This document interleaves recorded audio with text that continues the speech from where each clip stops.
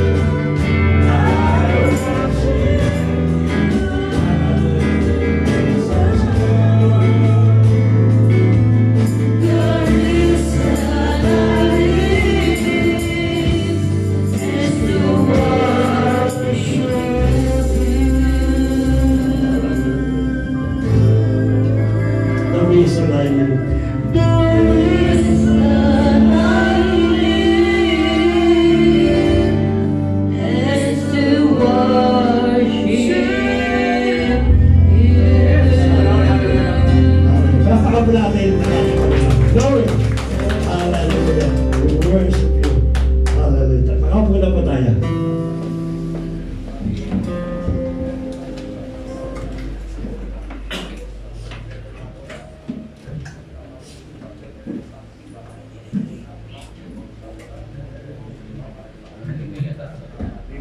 Weber, yung ano yung maingay. Sabi niya. Weber, yung ano maingay. May sarili mong business.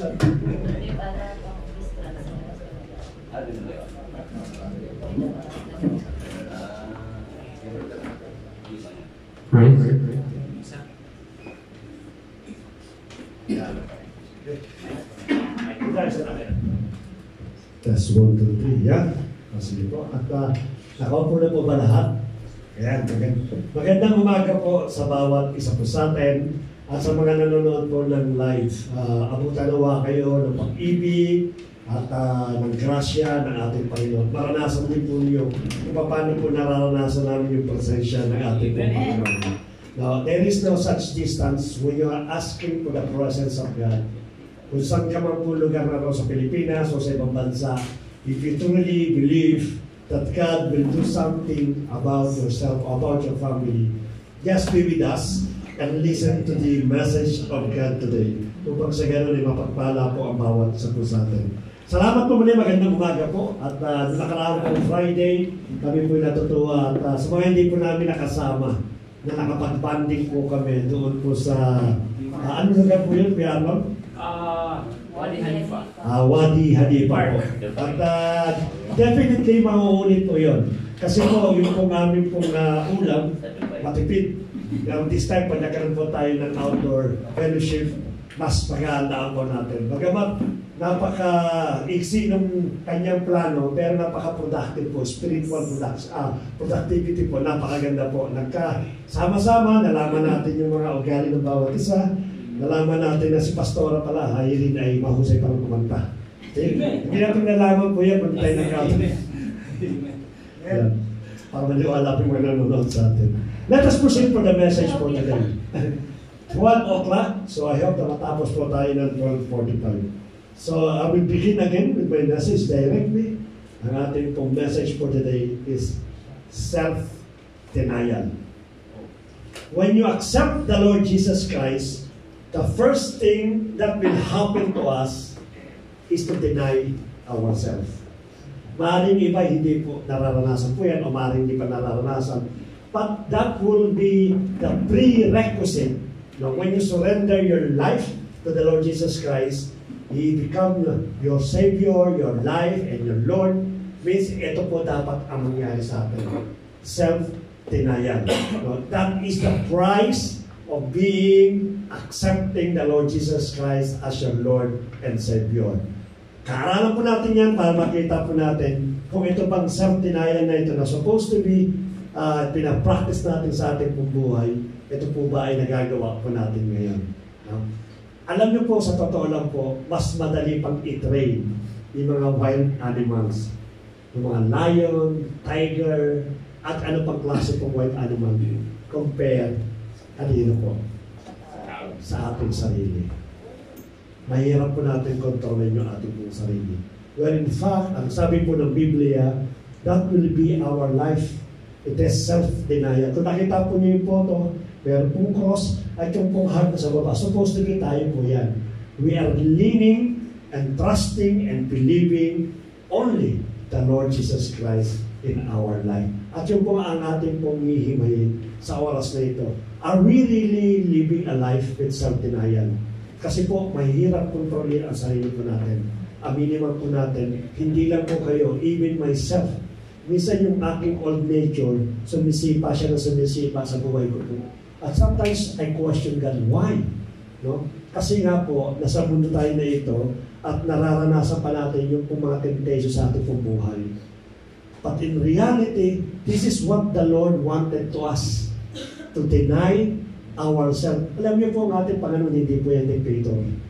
Hindi po yan katulad ng mga amo ng araw po na pag ikaw po hindi sumunod, either ikaw ay maparusahan o either ikaw ay patayin.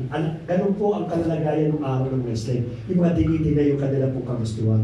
But the Lord is very gracious. I don't know how many times in our life, in every day of our life, madalas natin nadidinay ang ating Panginoon. Unknowingly, what we are saying, what we are thinking, what we are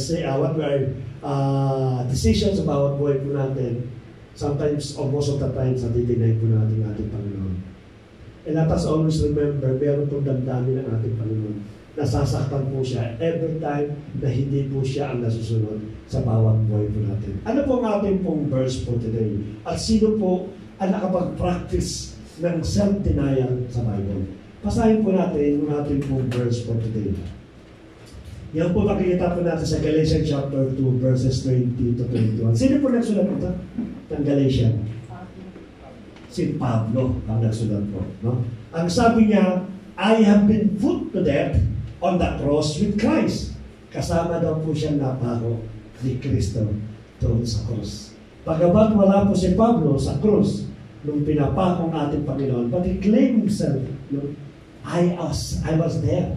When the Lord Jesus Christ crucified, I was also crucified. Still I am living, katulad ng mga sabi niya, na-crucified man ako, pero buhay pa ako. No longer I, but Christ is living in me. in the cross of the Calvary, there is only one person na nabuhay na muli. Hindi po tayo. When we died on the cross, we completely died. Hindi na po tayo nabuhay. But it is Christ ang nabuhay po. Kaya sabi ni Pablo, since namatay na ako doon sa krus ng Calvary kasama ni ating Panginoon sa Kristo, at nabuhay ang ating Panginoon, therefore, my life lives in Christ. Siya po ang nabubuhay sa akin. At itinan po natin paano sinabi po ito ni Apostle Paul. And that life which now I'm living in the flesh, I am living by faith. Hindi na po siya namumuhay sa niya kung sa pananampalataya daw po. The faith of the Son of God who in love for me gave Himself up for me. I do not make the grace of God of no effect, because if righteousness is through the law, then Christ was put to death for nothing. Purihin po ang Panginoon sa kanya pong mga buhay na salita. Let me expound these things about the book of Galatia. Why Paul wrote this book or this epistle sa book of Galatia? Ano po bang history po ng Galatia? Ang Galatia po, isa pong church po yan sa part po ng Galatia. Isinulat niya po ito sapagkat yung pong Galatia po, it is a combination ng Jew at ng Gentile. Kaya somehow, doon po sa iglesia niya, kung may-imagine po ninyo, nagmimix yung turo ng ating Panginoon, which is nakuha nila sa Jew, at yung dating kaalaman at relihiyon ng mga Hintil. At naipapractice po nila doon mismo sa loob ng iglesia. At nakarating kay Apostol Pablo kung paano itong mga Galatian Christians, how they live their life. Paano po? Normally po, itong mga teologo, ito pong mga Galatian na ito, namumuhay pa sila according to their flesh, according to their will. No?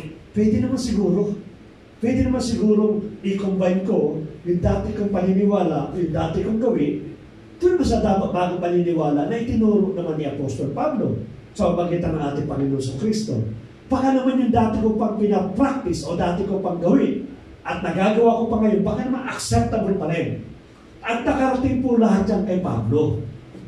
Kaya ginawa ni Pablo, gumawa po siya ng letter sa Book of Galatians at binabagay niya to, emphasizing that you are no longer live by yourself.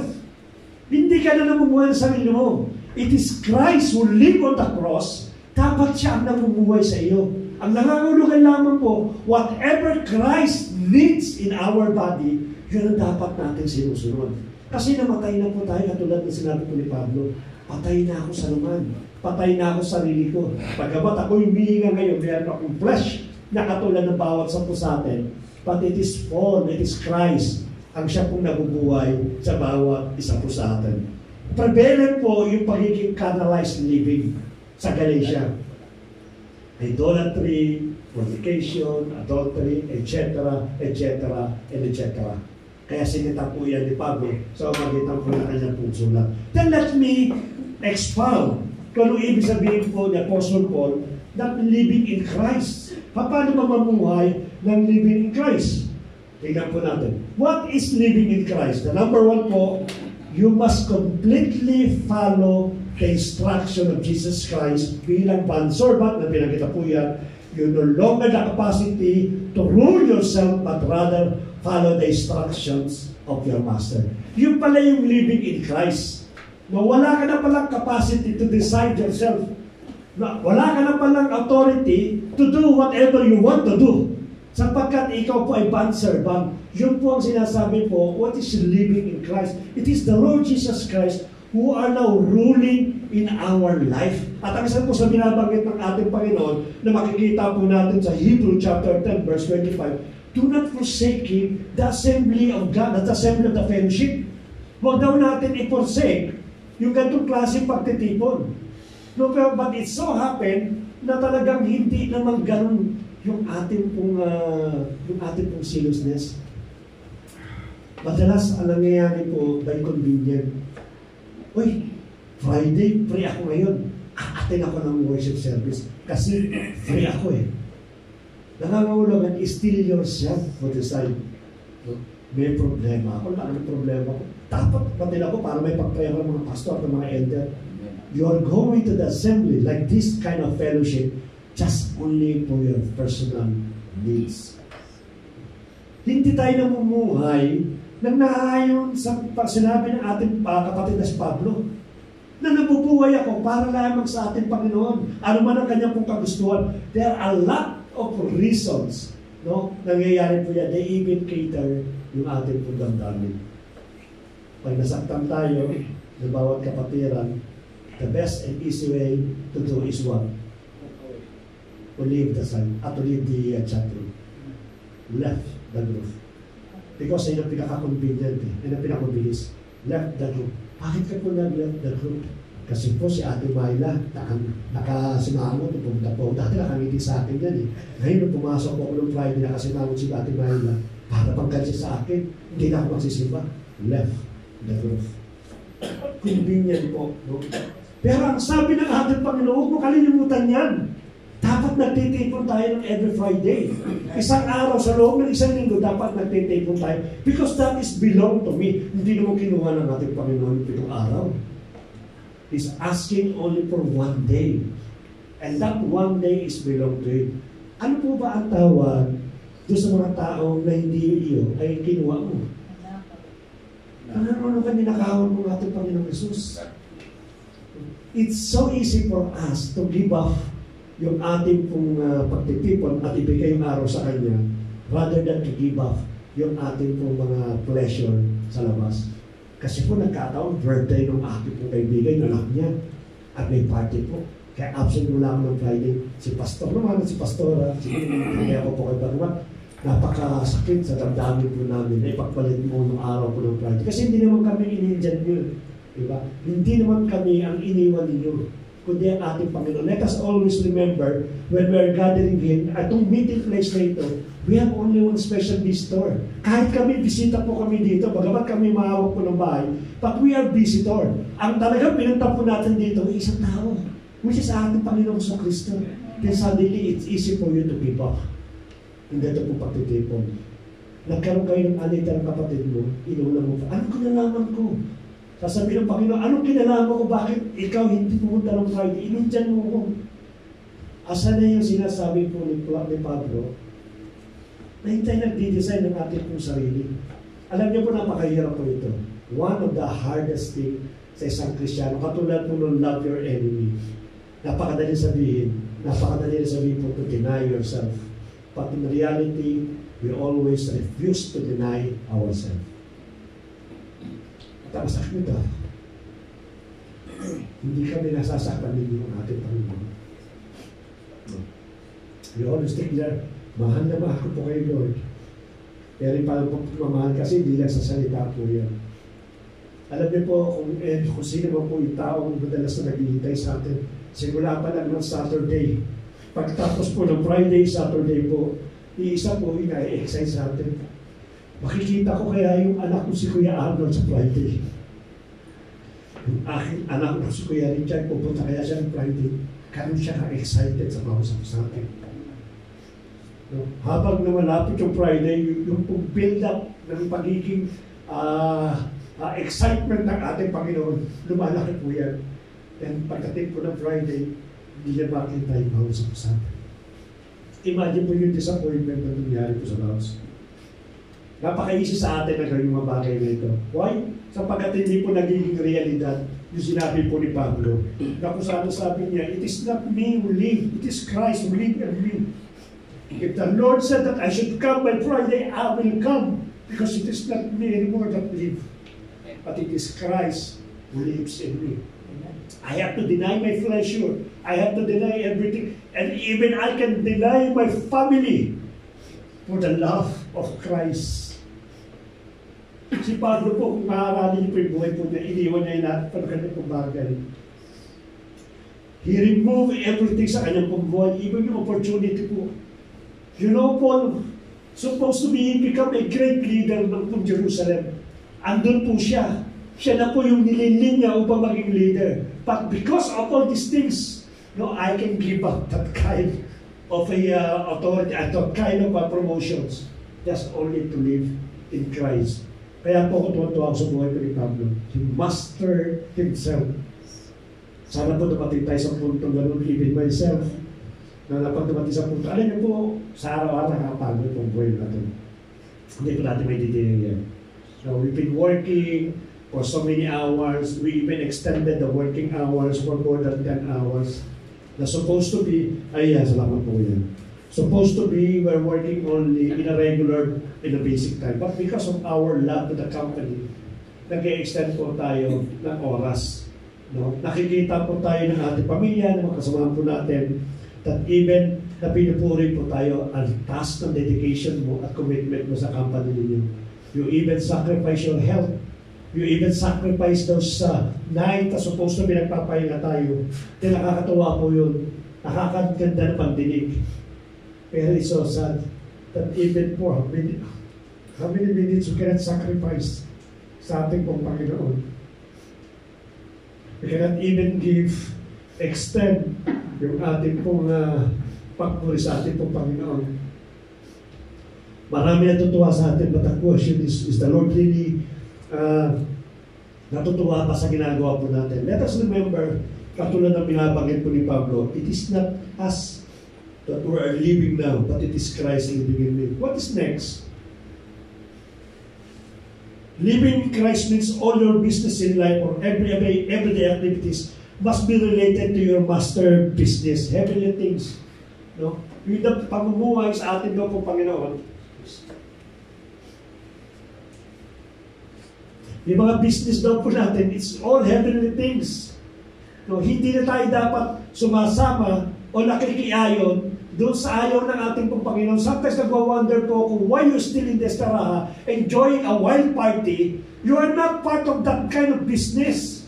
You are no longer that you should enjoy all this worldly pleasure because it is Christ who lives in you. Alam niyo po pag nagpupunta tayo ng party, no? I'm not against any party. That's why ang ginano ko lang po doon. Kasi napaka-temptation po yan, napaka-tempted po, no?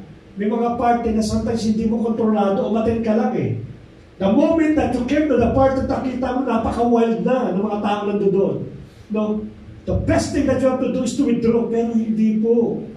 Siniserve natin yung ating pong sarili. Imagine nyo, you're looking for those people drinking, you know, yung mga malalaswang na pananamit. Samantalang kasama mo ang ating Panginoon, nanonood din during that time. You bring the Lord Jesus Christ in that kind of place. And in the first place, wala tayong dapat na relation doon sa lugar na yun.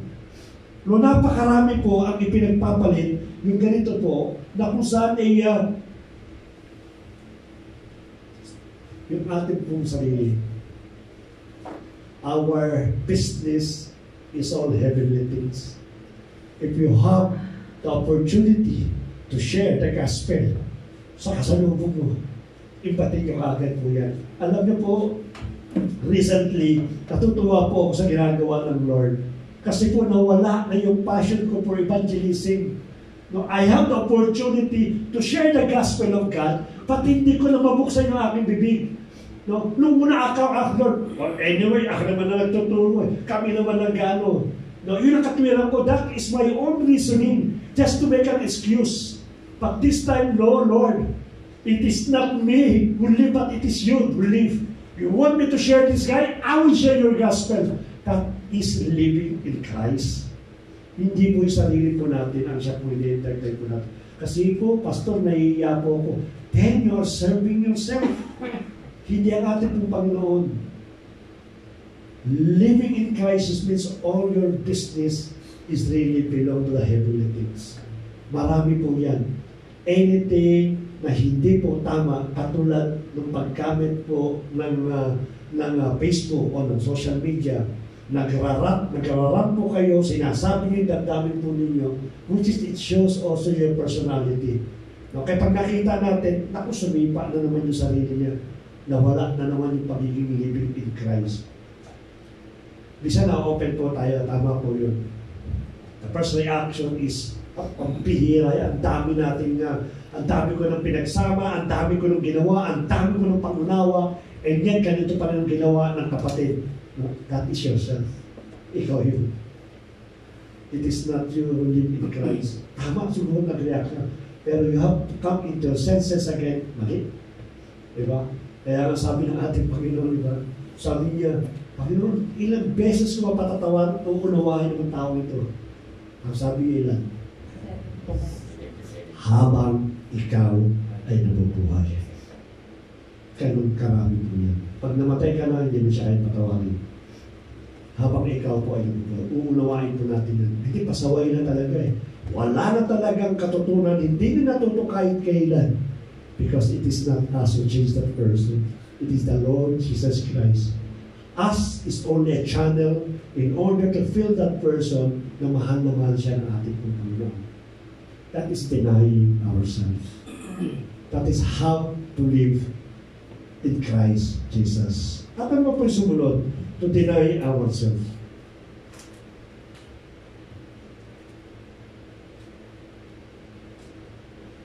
Yeah, your life reflected the character of your Master. Dapat na nakikita na sa iyo si Kristo. Ang ating Panginoon, hindi ang sarili mo. There are a lot of Christians today na hindi po nagiging magandang testimony po nila. Nadadamay po tayo lahat. At kung mahal na mahal mo ang ating Panginoon, nasasaktan ka every time nakakapakinig po tayo ng mga bagay na laban sa ating Panginoon.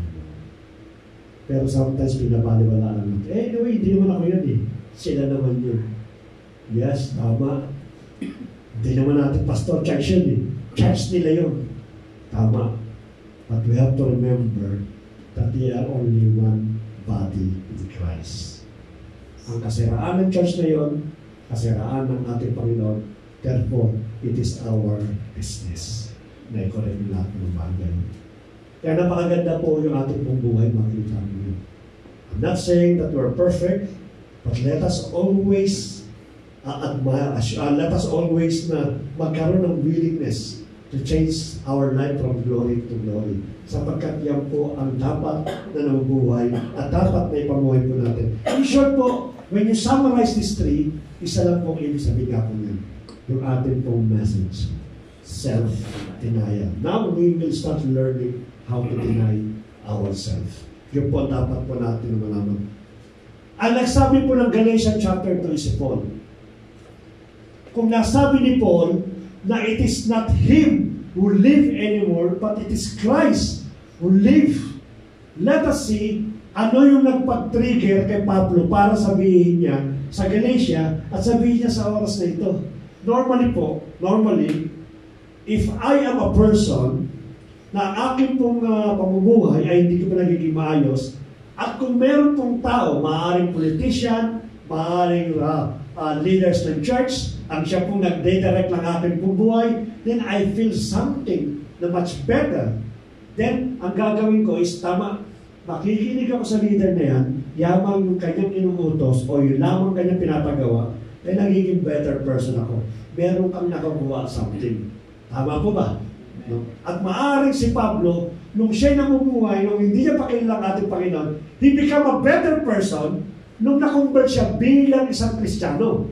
Kaya titingnan po natin, at maaari siguro malaman natin, o magamit natin yung example ni Pablo, para makonvince ako, ay tama nga pala, napakaraming benefits ang makukuha ko when I deny myself and the Lord Jesus Christ start dictating me kung anong gagawin po natin. Ano po ba nangyari kay Pablo? Bakit nga nasabi po yun? Tingnan po natin itong table na to. Si Pablo po, before he accept the Lord Jesus Christ, he encounter the Lord Jesus Christ, his name is Saul. O Saul, sa Tagalog po. Okay? Pag nag-convert po siya, ang pangalan niya na ngayon ay? Si Paul. Okay. Unahin natin ang may dating buhay ni Saul na maaaring tinanggap ang ating Panginoon ay nabago at nagkaroon ng magandang resulta sa kanyang pong buhay. Si Saul po, siya po ay isa pong galing sa prominent na family. Yung pamilya niya po, kilala po sa lugar po ng Tartarus. At kung pag-aaralan po ninyo, ang Tarsus po ay isa pong maunlad na city. Bakit po? Kasi andyan yung mga trade. Yung barko na dumadao, andyan yung trade. Kaya mangyayari po niya, yung city nila, napaka-famous po yan. And including po, yung buhay po ni Pablo, na isa pong prominent na family, and I do believe, because he accepted the Lord Jesus Christ, when become Paul, ito po, ay magiging much better. Kaya sinabi niya, it is not I who live, but Christ live in me. So, kanya po magiging prominent na family, yung lugar niya, kanyang kayamanan, mayaman po sila.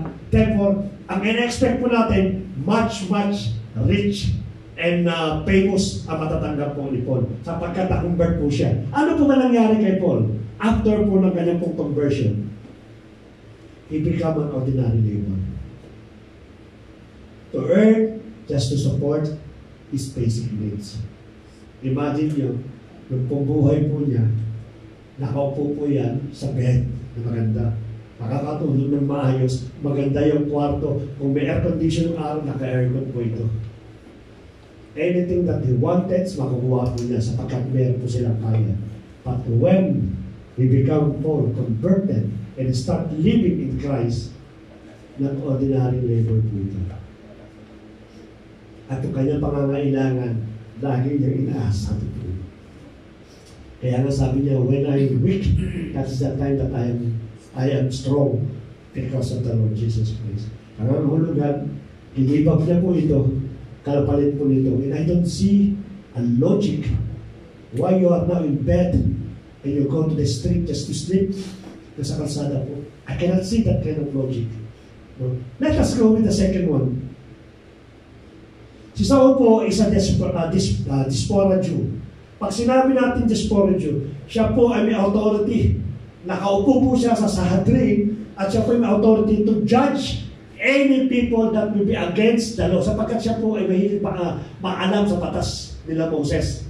So isa po siyang meron po siya magandang posisyon na kung saan pwede niya pong hatulan ang isang nagkasala laban sa batas ng Diyos. In fact, ang sabi po ng maraming theologian, kasama po si Pablo o si Saul sa humatol po kay Stephen upang patuhin, patayin sa pamamagitan po ng pagbabato.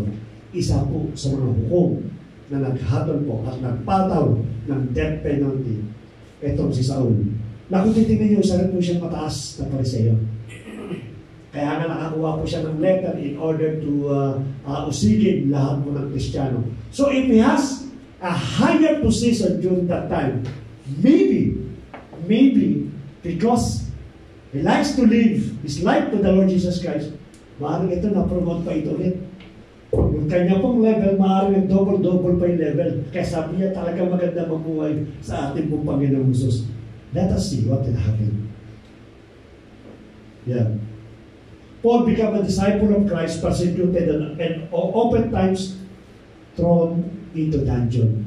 Ang taong ito na nagpapakulong, umahatol, pinakikinggan yung kanyang salita, siya ngayon ang ikinukulong. Siya ngayon ang pinaparusahan. Again, wala pong logic why he need to live yung kanya pong buhay at ipagpalit po dito. Dati po siya po umuusik, siya po naghahabol, pero ngayon siya po pinipersecute sa panahon na ito. Ano pa po ang buhay po ni Paul? Ni Saul. Educated po ito with the flying colors. Napakagaling sa batas. Sa debate, napakagaling po yan. Mahusay po siya, galing po siya sa isang school na kilalang kilala. Kay Gamaliel. The School of Law. Kay Gamaliel. So maaaring yung siya po yung na-convert to become Paul, mas tumaas yung kanyang pong kaalaman. Mas lalong naging scholar po ito. Mas lalong naging bihasa sa batas. Ano nangyari sa kanya after po ng conversion? Paul becomes slave of Christ. Isa pong napakataas na katungkulan, may pinag-aralan, now suddenly he gave up everything to become slave of Christ. At hindi lang po yan, nawala po completely yung kanyang right to manage and to become a leader. Again, wala po tayong makita ng logic. Why you should leave that kind of prominent degree at ipinagpalit po natin. And lastly po, si Paul po, si Saul po, half Romans siya. Entitled po siya. Yung inuusig po siya sa Acts chapter 2:27. Tinanong siya ng Roman soldier, are you a Roman citizen? Yes, I am a Roman citizen. Because during that time, yung privilege po, hindi lang po sa during the hearing, yung fair na paghahatol po, yun din pong ang tawag doon, yung pong rights mo. No, na kumuha ng abogado, ipagtanggol ng sarili mo, yung rights mo na i-claim whatever the privilege of the Roman citizen during that time because they are under Romans, pwede niyang i-claim po yun. Kaya nga po nung binabanggit po ni Paul, itong bagay na ito, natakot yung soldier. Roman ka pala. Kasi po, si Paul po dito, nilitis po nang wala pong dumaan ng due process. Pero nalaman niyang, half Roman ka pala, then natakot po yung mga soldiers sapagkat pwede sila ipakulong po ni Paul. Ganito yung pribileyo po ni Paul. At maaaring lumipat po siya, naging Pablo po siya, baka naman naging full Roman citizens na ito. Kaya sabi niya, magandang mamuhay sa ating Panginoon. Ano po nangyari sa kanya? Yung pong half citizen niya, yung pong nag-execute sa kanya para siya ipatahin. Yung pribileyo niya, yung kanyang rights to become a Roman soldier, a Roman citizen, hindi po nagamit because yung pong pinagmamalaki niya na kanya pong half citizens, yung pong namiti sa kanya to sa bansang Rome at doon po siya hinatulan ng kamatayan. All of these things, no? And I believe that you would agree with me. Wala po naman pong benefits na kuha po si Paul nung siya po na-convert. No? At kung pagbabasihan ko lang ito, why should I give my life to Lord Jesus Christ? Bakit ko ibibigay? Wala naman pala nangyari kay Saul. Masahol pa yung nangyari sa kanya. And why he wrote Galatians chapter 2, verse 9, 20-21. Na despite yung nangyari sa kanya, wala namang ikinabuti sa kanya yung pagpapalit niya o pagpapasakot niya sa ating Panginoong Kristo. Ano ang nangyari sa kanya? Bakit niya sinabi na dapat tayo mismo ini-encourage niya na ibigay natin yung ating pong buhay sa ating pong Panginoon? Wala namang pong benefits na nakukuha dito sa kanya. Let me ask you something. If I will decide for today, sabihin ko, no, Lord, hindi ka pwedeng mamuhay sa buhay ko. Why? Sapagkat yung nararanasan ko ngayon, definitely, katulad na nangyari kay Paul, hindi ko na mararanasan. Maghihirap ako. Why should I give up my status for today? Kontento ako sa buhay ko. Makain kami na maayos. No? At may trabaho kami, nasusuportahan ang pamilya namin. Lord, pag binigay ko ito, pakakuhain mo na yung aking trabaho. Hindi ko na maranasan makabili ng iPhone 20. Para kung hindi bumili ng iPhone 20. Baka hindi ko na maranasan yan. Ngayon, iPhone 15 lang ako, gusto ng iPhone 20. Kasi bakit? Baka katulad nangyari kay Saul, mawala yung lahat ng benefits na naranasan ko nung araw. No? It doesn't make sense for me right now sa sitwasyon na ito kung bakit ko ibibigay yung aking pong buhay. Bakit po? Nagbibigay lang naman siya ng love. Nagbibigay ng joy. Yung peace, yung blessing, yung forgiveness, yung power, yung hope, yung bilang anak, justified, freedom, refuge, and wisdom. Why should I trust you, Lord Jesus Christ, to live in that? O ito lang naman ang binibigay mo sa akin. Ano ba yung mabibigay mo sa akin? Yung healing, long-suffering, patient, blessing, kindness, goodness, faithfulness, gentleness, self-control, meekness, humbleness, eternity, and so on, and so on, and so on. Now we realize, mapalad si Pablo. Ang binigay niya buhay niya sa ating Panginoon. All these things na hindi may bigay ng mundo, hindi na nasa pulipon po ito. Nung siya po ay nasa mundo, nung siya po ay Saul, now he's enjoying all this. Why? Because he mastered himself to trust his life to the Lord Jesus Christ. And that is why Paul said, No, Lord, I will not decide my own. If I decide by my own, means distractions will come in my life. All these things was experienced by each every one of us once we surrender our life to Him. Look at the symbol. Sometimes yung cross po, ang siyang inilalagay natin sa payo, ating pupuso natin po ini-elevate. Where in fact, the situation right now should be like this. Our heart should be at the feet of the Lord Jesus Christ. sometimes hindi natin makakuha po yung mensahe ng ating pong Panginoon. Mapalad ang tao kung itinay yung sarili po niya. Maybe for other persons, hindi po tama. Maybe for other persons, puputsain po tayo. Bakit ka ganyan umibig sa Panginoon? Kaya nalimutan mo na lahat ng bagay, yung lahat ng happenings na ginagawa mo sa mundo, kawawa ka naman. Ang buhay mo ay kawawa. Maybe, because of Paul did during that time, marami ang humatol sa kanyang mga kaibigan niya. Sira ang ulo mo, Paul. Iniwan mo yung kama mo, ipinagpalit mo sa bali. Iniwan mo yung pagkain mo, lumasagana, marami sa pagkainan, ipinagpalit mo sa pagtatrabaho para makakain ka lang. Ikaw na supposed to be magiging leader ng bansang ito, ng lugar na ito, ipinagpalit mo, asan ka ngayon? Isa kang slave. Kung saan ka lang namumuhay, kung saan ka abutan ng iyong paglalakad, doon ka na lang natutulog. Samantalang ang bahay mo naghihintay sa'yo napakalaki.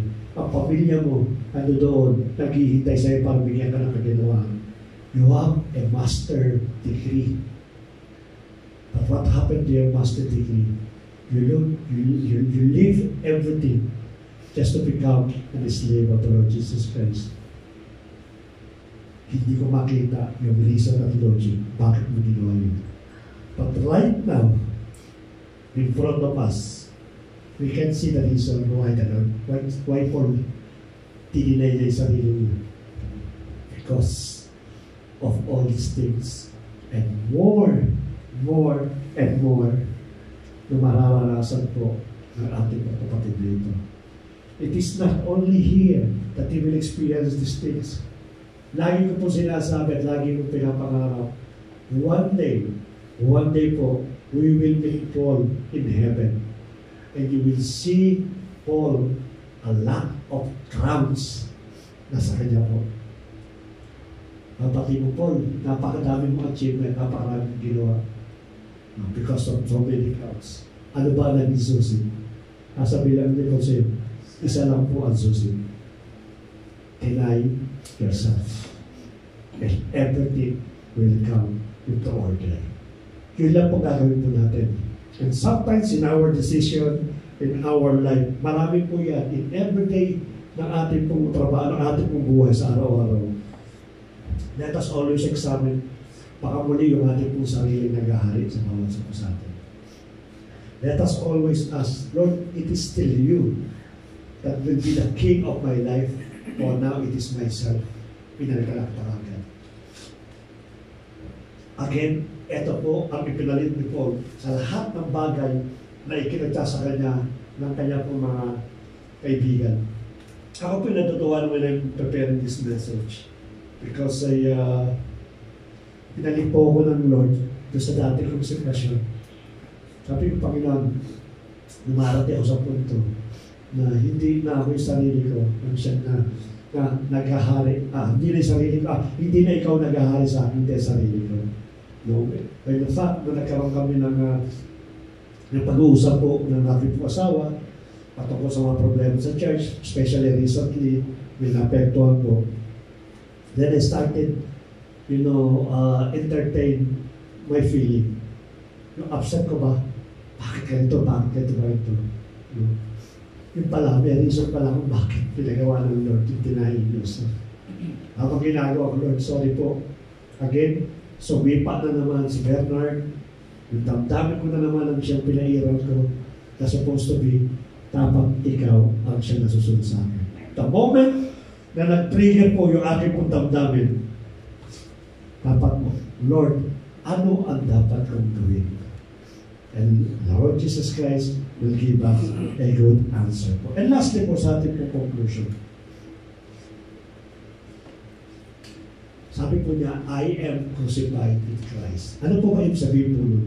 The word na I am crucified with Christ, it is a personal decision. In order for us to deny ourselves, it is a personal decision. It will not come automatically. We have to decide, Lord, from now on, it is you who lives in me. Yung po meaning po ng I. Yung M po, it is a passionate defense. Kinakailangan magkaroon tayo ng depensa, magkaroon tayo ng pagtatanggol sa ating pong Panginoon. Yung po crucified, it is a painful display na pinakita po natin. And lastly po, it is a partnership declared. Therefore, if it is really you saying that I am crucified with Christ, now, it is not about yourself anymore, but it's about the love of Christ that liveth with us. Yun ang message po ng ating Panginoon ngayon. And He wanted us to become a servant, a bond servant na binanggit po dyan, in order na makapamuhay po tayo na naaayon po sa ating Panginoon. Let us always remember, giving up your life to the Lord Jesus Christ will not lose even a single second of your life. In fact, giving it completely to the Lord Jesus Christ, meaning you gain everything in this world. Yun po ang pinawagan po ng ating Panginoon sa bawat sa post natin. Let us bow down and close our eyes. Lord, salamat muli Panginoon sa umagang ito. Indeed, first, we are asking for your forgiveness. Alam po namin, Panginoon, that we cannot deny na yung aming pong sarili sometimes o madalas na siya po yung nag-ahari sa bawat sa puso namin. Lord, we pray, starting for today, the message is very clear, Lord, that whatever that will challenge our faith, any situation, worries, problems, crisis sa bawat buhay po namin, even, Lord, that will create a depression in our life, maitinayin po namin yung aming po sarili. The only thing that we can counter,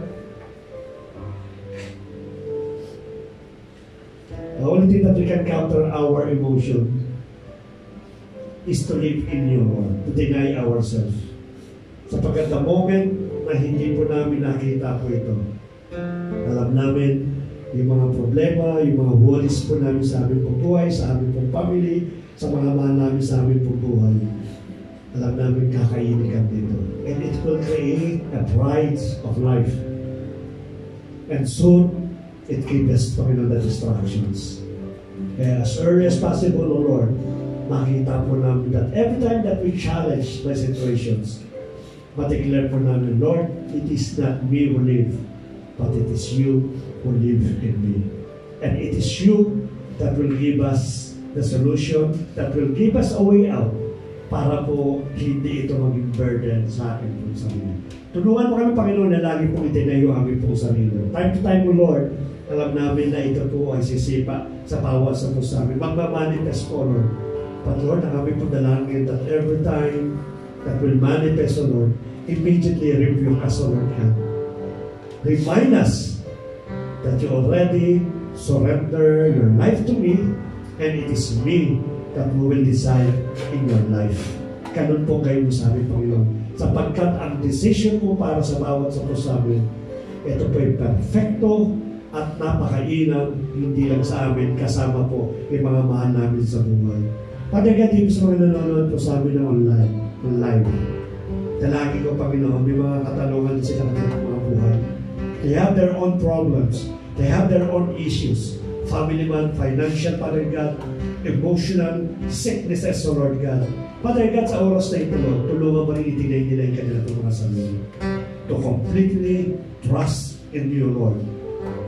The name above all names, O Lord. And that is the name of the Lord Jesus Christ. Matutunan po namin, Panginoon, kung paano po mabuhay na naayon sa inyo. Na kung saan, Father God, kayo po yung nagpo-programa ng bawat buhay po namin. Yung bawat activities mo, especially in our daily activities, O Lord God, sa iyo namin ipinagkakatiwala. I-direct mo kami, tulungan mo kami, Panginoon, kung paano mabuhay na naayon kay Kristo sa umagitan po ng kapangyarihan po ng Banal na Espiritu. We believe, Lord, that your power each every one of us in order, Father God, na magawa po namin lahat ng bagay nito, Lord God. Salamat po, Panginoon, sa bawat kapatira. Salamat sa message po ninyo. Simula pa lang sa awitan kayo na, Father God, naramdaman na po namin yung pagkilos ng iyong banal na Espiritu. We will continue, Panginoon, worshiping you and honoring you, Lord. Yabang ang iglesia kita, Father God, ay nakapokus lamang to give glory and honor sa aming pong dakilang tagapagligtas na aming pong Panginoong Jesucristo. Salamat muli, Father God, for the victory and the rest, Panginoon, ng bawat activities, Father God. Ikaw po ang magbigay po ng katagumpayan. Abutin mo, Lord, na mapagpala mong kamay yung lahat ng pangangailangan po ng bawat kapatiran. Gisingin mo, Panginoon, yung aming pong spiritual life upang sa ganun, Father God, magawa po namin yung lahat na napapakinggan po namin at maging aral po ito. Kasama po yung lahat na nanonood sa amin ng online na Lord God. To you, Lord, we give the glory, the praise and adoration in Jesus' mighty name. Let everyone say, Amen and Amen. God bless po sa inyo.